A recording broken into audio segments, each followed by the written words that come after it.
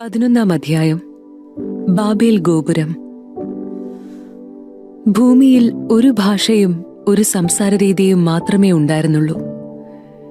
കിഴക്കുനിന്ന് വന്നവർ ഷീനാറിൽ ഒരു സമതല പ്രദേശം കണ്ടെത്തി അവിടെ പാർപ്പുറപ്പിച്ചു. നമുക്ക് ഇഷ്ടികയുണ്ടാക്കി ചുട്ടെടുക്കാമെന്ന് അവർ പറഞ്ഞു. അങ്ങനെ കല്ലിനു പകരം ഇഷ്ടികയും കുമ്മായത്തിനു പകരം കളിമണ്ണും അവർ ഉപയോഗിച്ചു. അവർ പരസ്പരം പറഞ്ഞു, നമുക്ക് ഒരു പട്ടണവും ആകാശം മുട്ടുന്ന ഒരു ഗോപുരവും തീർത്ത് പ്രശസ്തി നിലനിർത്താം. അല്ലെങ്കിൽ നാം ഭൂമുഖത്താകെ ചിന്നിച്ചിതറിപ്പോകും. മനുഷ്യർ നിർമ്മിച്ച നഗരവും ഗോപുരവും കാണാൻ കർത്താവ് ഇറങ്ങി വന്നു.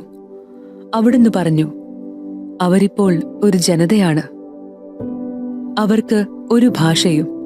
അവർ ചെയ്യാനിരിക്കുന്നതിന്റെ തുടക്കമേ ആയിട്ടുള്ളൂ.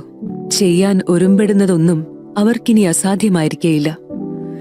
നമുക്ക് ഇറങ്ങിച്ചെന്ന് അവരുടെ ഭാഷ പരസ്പരം ഗ്രഹിക്കാനാവാത്ത വിധം ഭിന്നിപ്പിക്കാം. അങ്ങനെ കർത്താവ് അവരെ ഭൂമുഖത്തെല്ലാം ചിതറിച്ചു. അവർ പട്ടണം പണി ഉപേക്ഷിച്ചു. അതുകൊണ്ടാണ് ആ സ്ഥലത്തിന് ബാബേൽ എന്ന് പേരുണ്ടായത്. അവിടെ വെച്ചാണ് കർത്താവ് ഭൂമിയിലെ ഭാഷ ഭിന്നിപ്പിച്ചതും അവരെ നാടാകെ ചിതറിച്ചതും. ഷേം മുതൽ അബ്രാം വരെ. ഷേമിന്റെ വംശാവലി. ഷേമിന് 100 വയസ്സായപ്പോൾ അർപ്പക്ഷാദ് ജനിച്ചു. ജലപ്രളയം കഴിഞ്ഞ് 2-ാം വർഷമായിരുന്നു അത്. അർപ്പക്ഷാദിന്റെ ജനനത്തിന് ശേഷം ഷേം 500 വർഷം ജീവിച്ചു.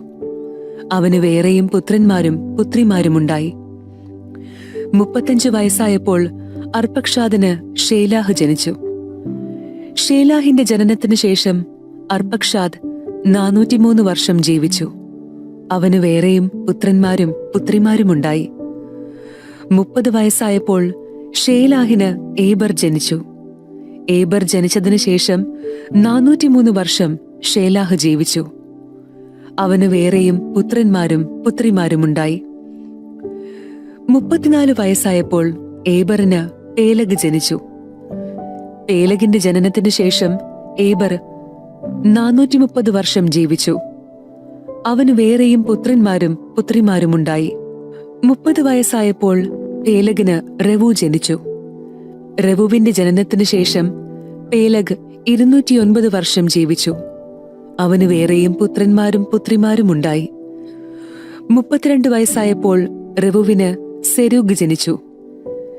സെരൂഗിന്റെ ജനനത്തിനു ശേഷം റെവു 207 വർഷം ജീവിച്ചു. അവന് വേറെയും പുത്രന്മാരും പുത്രിമാരുമുണ്ടായി. 30-ാം വയസ്സായപ്പോൾ സെരൂഗിന് നാഹോർ ജനിച്ചു. നാഹോറിന്റെ ജനനത്തിനു ശേഷം സെരൂഗ് 200 വർഷം ജീവിച്ചു. അവന് വേറെയും പുത്രന്മാരും പുത്രിമാരുമുണ്ടായി. 29 വയസ്സായപ്പോൾ നാഹോറിന് തേരാഹ് ജനിച്ചു. തേരാഹിന്റെ ജനനത്തിനു ശേഷം നാഹോർ 119 വർഷം ജീവിച്ചു. അവന് വേറെയും പുത്രന്മാരും പുത്രിമാരുമുണ്ടായി. 70 വയസ്സെത്തിയതിനു ശേഷം തേരാഹിന് അബ്രാം, നാഹോർ, ഹാരാൻ എന്നീ പുത്രന്മാർ ജനിച്ചു. തേരാഹിന്റെ പിന്മുറക്കാർ ഇവരാണ്. തേരാഹിന്റെ പുത്രന്മാരാണ് അബ്രാമും നാഹോറും ഹാരാനും. ഹാരാന്റെ പുത്രനാണ് ലോത്ത്. തന്റെ പിതാവായ തേരാഹ് മരിക്കുന്നതിനു മുൻപ് ഹാരാൻ ജന്മനാടായ കൽദായരുടെ ഊറിൽ വെച്ച് ചരമമടഞ്ഞു. അബ്രാമും നാഹോറും വിവാഹം കഴിച്ചു. അബ്രാമിന്റെ ഭാര്യയുടെ പേര് സാറായി. നാഹോറിന്റെ ഭാര്യയുടെ പേര് മിൽക്ക. അവൾ മിൽക്കായുടെയും ഇസ്കയുടെയും പിതാവായ ഹാരാന്റെ മകളാണ്. സാറായി വന്ധ്യയായിരുന്നു. അവൾക്ക് മക്കളുണ്ടായില്ല.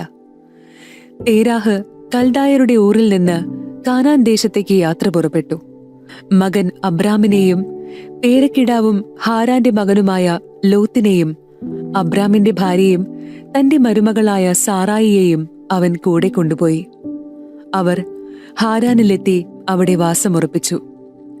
തേരാഹ് 205 വർഷം ജീവിച്ചിരുന്നു. അവൻ ഹാരാനിൽ വെച്ച് മൃതിയടഞ്ഞു.